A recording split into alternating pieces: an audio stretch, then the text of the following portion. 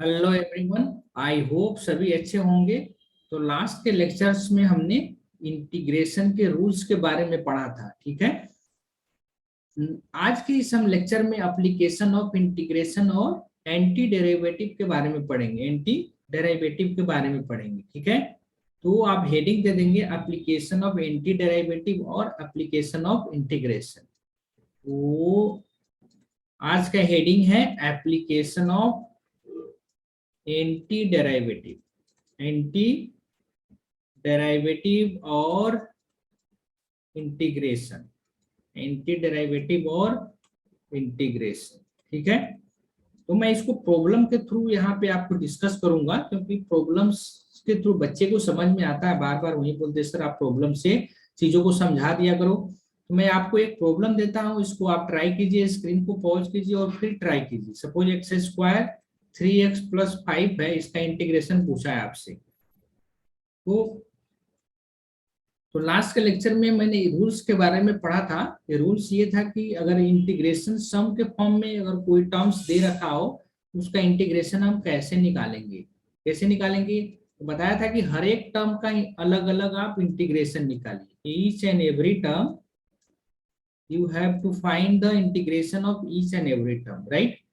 So what is the integration of x raised to n dx? तो integration क्या होता है, x raised to n + 1 by n + 1, ठीक है। मैंने हर चीज रूल्स को डिटेल्स में डिस्कस किया है, आप लास्ट लेक्चर को विजिट कर सकते हैं।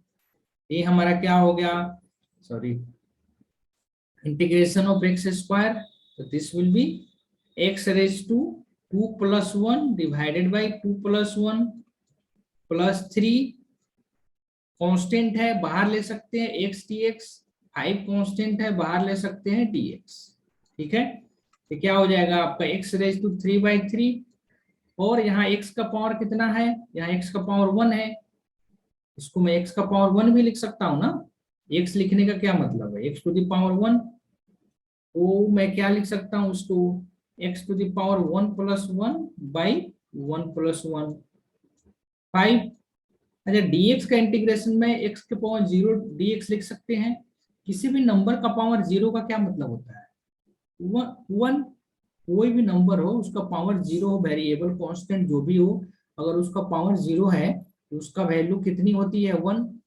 तो आप क्या लिख सकते हैं, x³ + 3 x² 2 + 5 x to the power 0 + 1 by 0 + 1।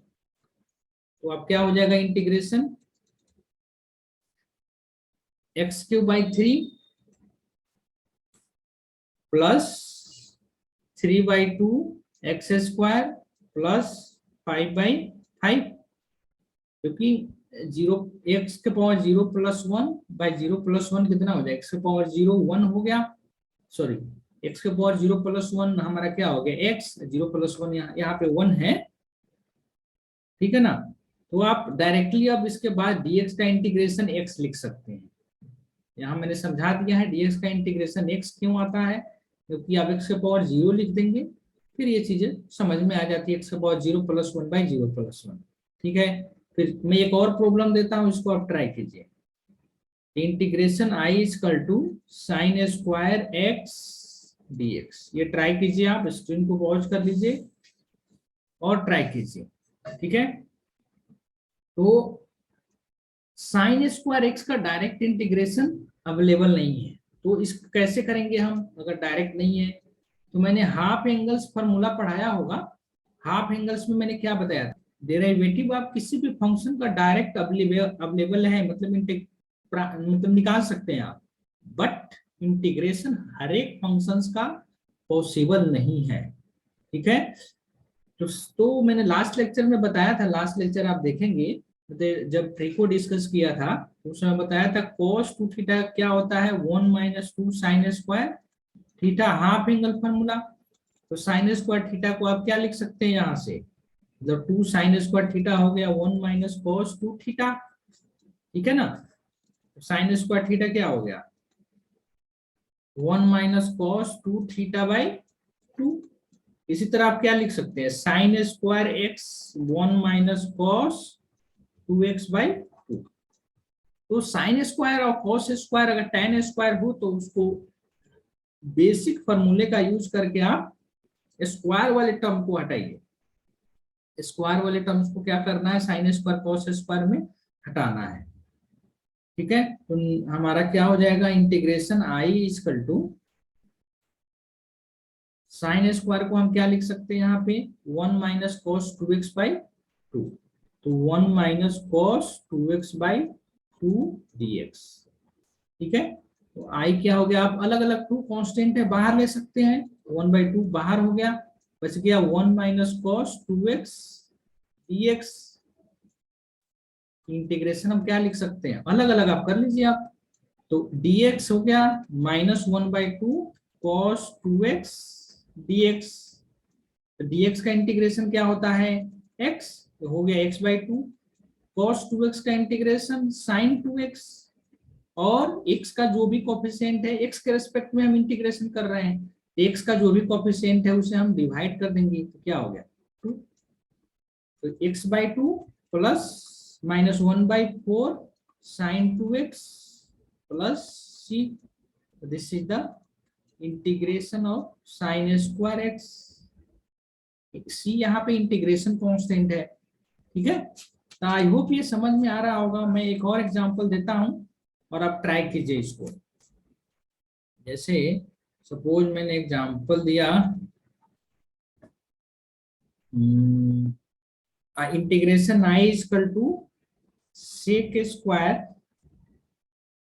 2 theta D theta, इसका तो डायरेक्ट इंटीग्रेशन कर सकते हैं आप। सेक स्क्वायर का इंटीग्रेशन है क्या, सेक स्क्वायर का इंटीग्रेशन क्या होता है tan x, सेक स्क्वायर का integration tan x, tan 2 theta, और जो भी थीटा का कोफिशिएंट है उसे आप डिवाइड कर देंगे प्लस c। ठीक है, तो और भी बहुत सारे एग्जांपल्स हम ले सकते हैं जहां से आप मतलब समझ सकते हैं कि इंटीग्रेशन कैसे कैसे निकाला जाता है।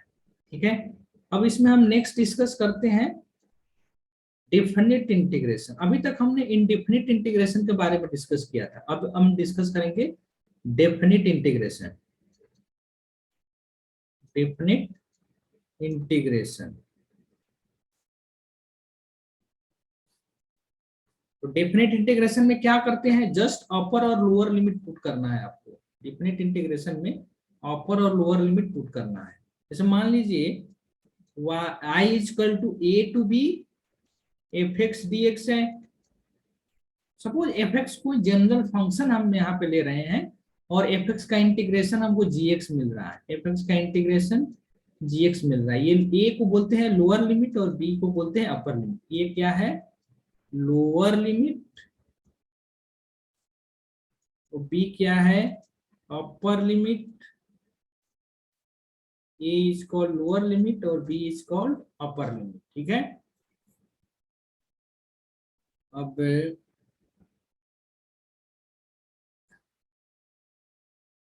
तो क्या करेंगे यहाँ पे, जस्ट जो वेरिएबल्स है उसके जगह अपर लिमिट और माइनस ऑफ लोअर लिमिट, तो g of b minus of g of a, ये इंटीग्रेशन की क्या हो गई, वैल्यू हो गई।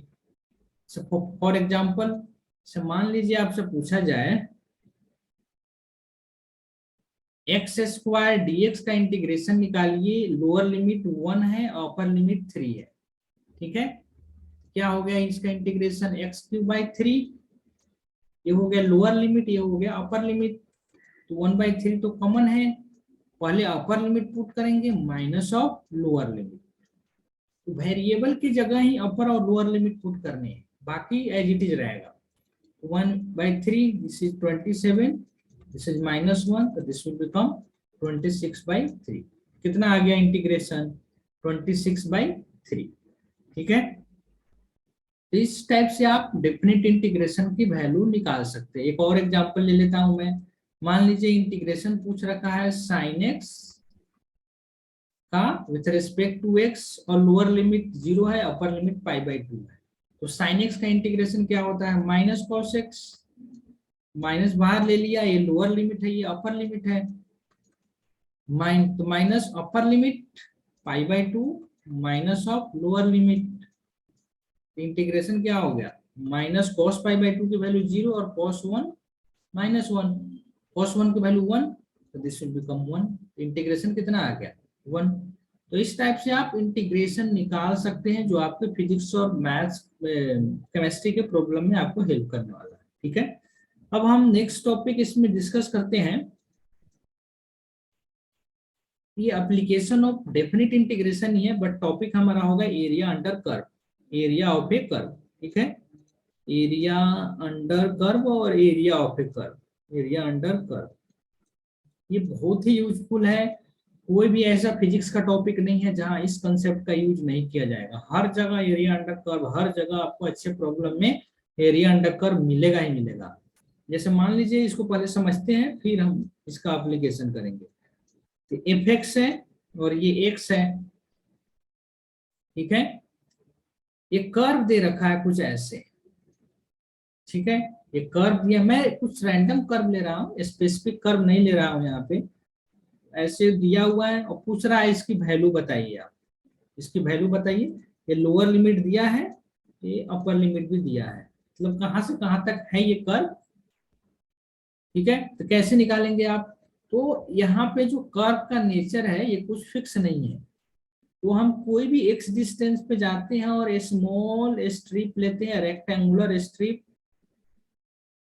इसका थिकनेस मैं dx मान सकता हूँ, x के लॉन्ग जा रहे हैं तो थिकनेस dx हो गया।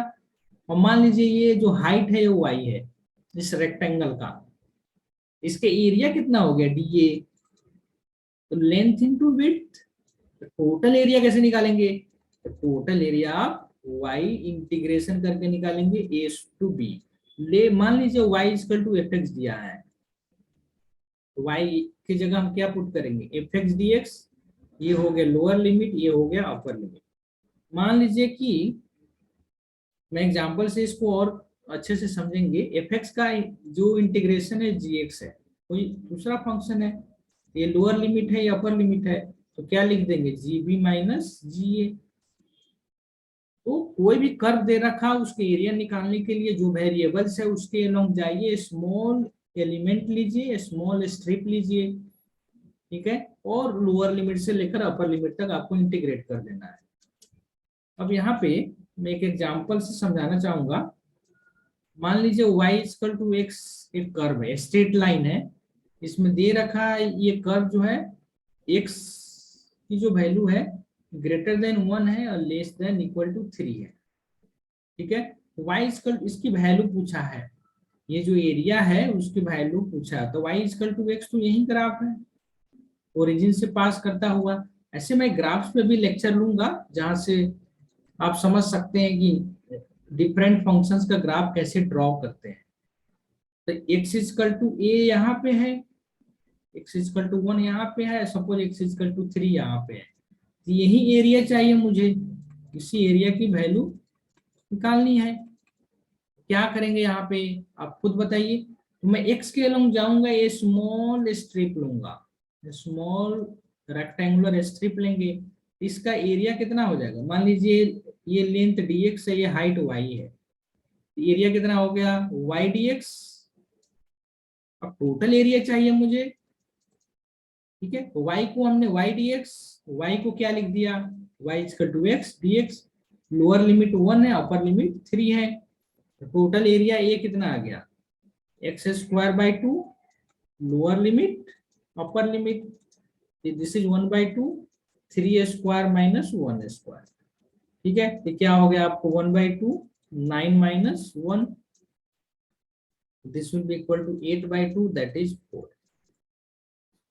इसका यूज जब हम करेंगे, जब हम काइनेमेटिक्स पढ़ेंगे, रेस्ट एंड मोशन, तो इसका काफी यूज मिलेगा आपको, फोर्स में मिलेगा, वर्क एंड एनर्जी में मिलेगा, हर चैप्टर्स में इसके यूज मिलेंगे। ठीक है, एरिया अंडर कर्व का मतलब कोई भी कर्व दे रखा हो, velocity versus time graph, position versus time graph, force versus time graph, force versus displacement graph, तो उसका क्या मतलब है, उसके एरिया कैसे निकालेंगे, आई थिंक यहाँ से थोड़ा बहुत समझ में आएगा आपको।